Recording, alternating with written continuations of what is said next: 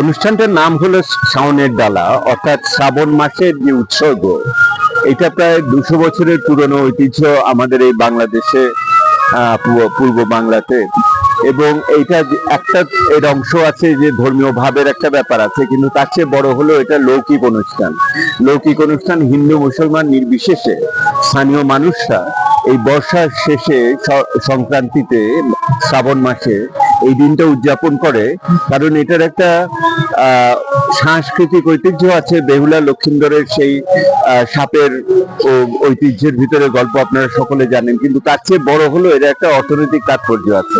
অর্থনৈতিক তাৎপর্যটা হলো এইটা একটা সময় যখন আপনার পাট কাটা হচ্ছে এবং কৃষকের হাতে আপনার অর্থকরী ফসলের কিছু অর্থ তারা হাতে আসে। একই রকম ভাবে আমন চাষের প্রস্তুতি চলছে, চারা চলছে, এবং সেটার জন্য অনেক শ্রমের দরকার পড়ে এবং সেখানে মজুরির ক্ষেত্রে একটা ভালো উপার্জন হয়। পাশাপাশি বর্ষার কারণে আমাদের এখানে মাছের প্রবাহ বাড়ে, সরবরাহ বাড়ে, সেহেতু খাদ্যপ্রাণের দিক থেকেও মানুষরা অনেক বেশি উপকৃত হয়। সেহেতু অর্থনৈতিক তাৎপর্য এটার সাথে বিভিন্নভাবে যুক্ত। কিন্তু তার চেয়ে বড় বিষয় সেটা হলো এই যে মেলা দেখছেন আপনারা, যারা এই যে লোকগান করছেন, জারিসারি করছেন, তাদের যে লৌকিক ঐতিহ্যটা ধরে রাখা তাদের আয়ের একটা বড় জায়গা হিসেবে আমরা এটা দেখি।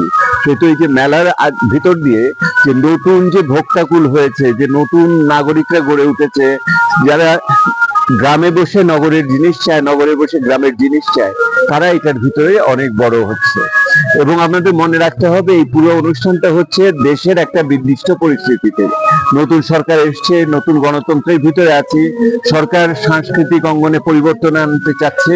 বিশেষ করে বিভিন্ন ধরনের এই যে আধ্যাত্মিক গুরুদের উপরে যে আক্রমণ হচ্ছে তার বিরুদ্ধে দাঁড়িয়েছে সরকার।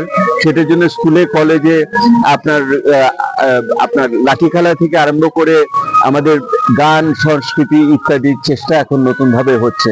সেহেতু আজকের এই অনুষ্ঠানটা এই বাংলাদেশের পরিবর্তিত পরিস্থিতিতে এবং নতুন সরকারের যে কর্মসূচি তার ভিতরে সুন্দরভাবে যুক্ত হয়েছে বলে আমরা মনে করি। গ্রামের মানুষের সাথে কথা বললে আপনি এটা আরো ভালো বুঝতে পারবেন।